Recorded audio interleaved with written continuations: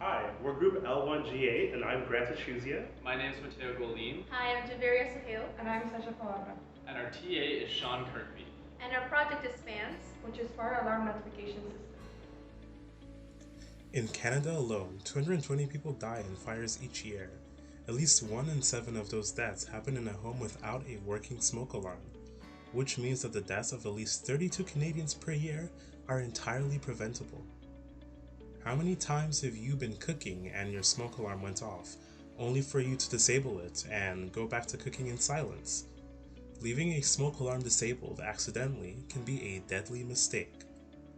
So that's why FANS introduces modern advancements to current smoke alarm systems, allowing you to have real-time monitoring and configuration of the smoke detection system through a web application. Users can time out their smoke alarms for short durations safely when cooking, removing the liability of remembering to re-enable their smoke alarms. The sensitivity for temperature and smoke sensors can be configured, and real-time data is collected and displayed on an easy-to-use dashboard. The FAN system is composed of several nodes. The primary node in the system is the sensor collection system, which is responsible for detecting smoke concentration levels and temperature levels in its surrounding environment. These measurements are logged to a Firebase real-time database as they are taken. When the sensor collection system detects a smoke concentration level or a temperature level above a user-defined threshold, it sends a message over UDP through the local network to two other nodes, the notification system and the alarm system.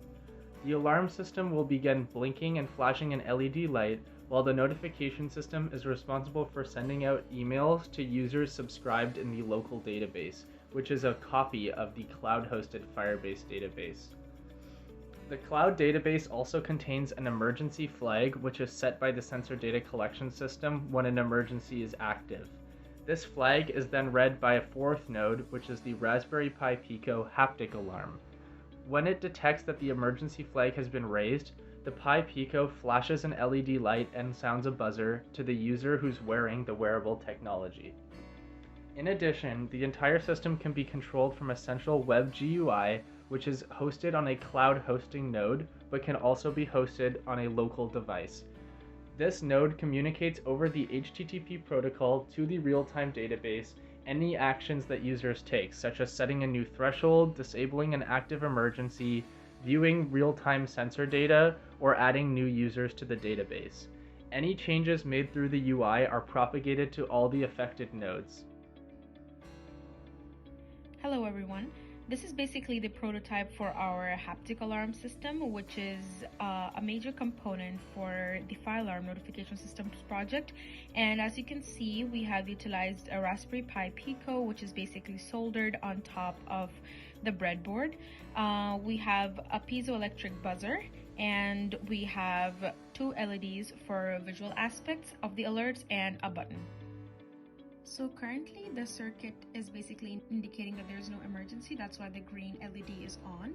As soon as the emergency flag goes to true, we can see that it's going to become red.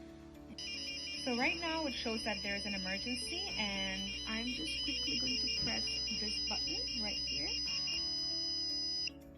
And there you go. It's blinking and it has mute the buzzer, and it shows that there is an emergency right now, but the buzzer is muted. The system retrieves users' contact information from a cloud database and sends a high priority email. These emails are personalized, detailing the emergency start time and stressing the urgency. For secure and efficient email delivery, we use SMTP connection. This approach ensures fast and reliable notification delivery, keeping up with our high standards. Our notification reliability is enhanced by keeping the local database synchronized with the cloud database. This redundancy ensures our system remains operational even if there are issues with the cloud database. After an emergency, our system resets to be ready for future alerts, maintaining its readiness at all times. The MQ2 smoke detection sensor, in combination with the analog to digital converter, uses the SPI or Serial Peripheral Interface Protocol. The SenseHat mounted temperature sensor uses the I2C protocol, and the piezoelectric buzzers simply use a voltage signal from the GPIO pins of the Raspberry Pi. Hey, this is Fans GUI. What we have here is the sign up page where you can sign up, but since I have an account, we're going to log in, and I will do that right now. And once you log in, it'll take you to our homepage. As you can see, I'm signed in. There's no fire, so everything is clear. Our pager is connected, that's our Pico, and this is our timeout system, and of course there are our graphs. Next, we go to settings. Here we can see our account information, administration controls to add new users, the alarm system to set thresholds for temperature and smoke, and of course our web appearance. Ooh, light mode. And we can of course as well log out. And that is our GUI. Okay, this begins the demo of the FAN's fire alarm notification system. The first thing we're going to demo is the use case where an emergency is actually detected and the system gets set off. So to explain each of the nodes we have here, first is our lovely web UI, which as you can see is currently updating with time series data of our smoke concentration in parts per million and our temperature concentration in degrees Celsius. This right here is the sensor system with the smoke detector hooked up right there, and then the temperature sensor you can't see, but it's in the sense hat. Over here is the alarm system with our lovely alarm buzzer, so this will go off as soon as an emergency is detected. And then this last node is a Raspberry Pi running in headless mode, and it's our notification system. So as soon as an emergency is detected, it's going to receive word that an emergency has happened, and it'll send a notification to all the users in our database. So without further ado, let's see what happens when I set off our smoke alarm. I'm going to do this safely with butane from my lighter instead of real smoke because we're indoors and we don't want to set off the sprinkler system. So if I do that, immediately the alarm system goes off because an emergency's been detected. And if we take a look at the web UI here, it says that a fire's been detected and I can deactivate the emergency from the UI. And if we all check our phones right now, I just received notification from FAN's fire alarm notification system, and it's told us the time of the emergency so that we can make sure that we're out of the area. So now that I know that the emergency's just been me playing around with my lighter, I'm gonna deactivate the emergency so that we don't have to keep listening to this thing buzz. And all I have to do for that is click deactivate emergency, and it's over. So for our reflections and learnings, this year I learned basically how to configure a Raspberry Pi Pico and also utilize MicroPython to make our buzzers and our LED work, which we're going to see in the demo. And this basically helped a lot in my haptic alarm system. Yeah, and while I've used or made GUIs before, I've never actually had to connect them to a cloud database. So learning how to do that was really cool. Also learning how to connect things, all our different projects was also nice. And getting better in SYSC3010 is never a bad thing. And I also learned how to use Python to send automated emails for our email notification system using SMTP communication protocol. And I also learned how to use cloud database and local database, and I also learned a little bit more of SQL. Through this project, I learned how to integrate an analog sensor with an analog to digital converter, and I was even able to make my own TTL logic level shifter to change 5 volts to 3.3 volts. And for that, I used BJTs from my Elect 507 class, which I thought I would never use.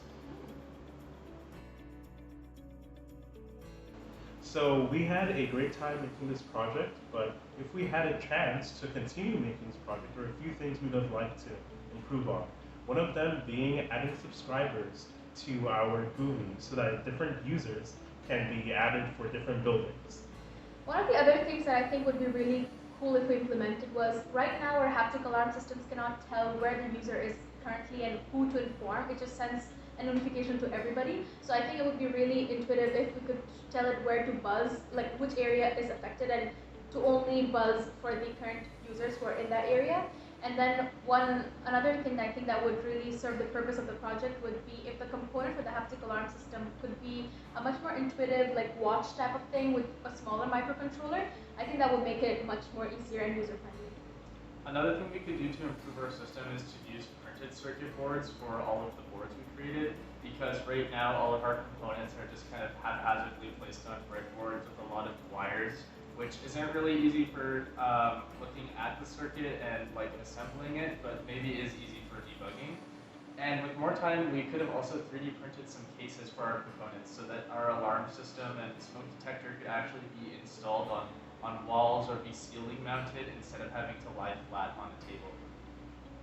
And then we can also add the location to our emails so that the user knows exactly which building it should stay away from, like know which building the fire has occurred in. And then we can also make the GUI layout more accessible, like by adding more themes, animation, more colors, and making it maybe color blind friendly, just more user friendly.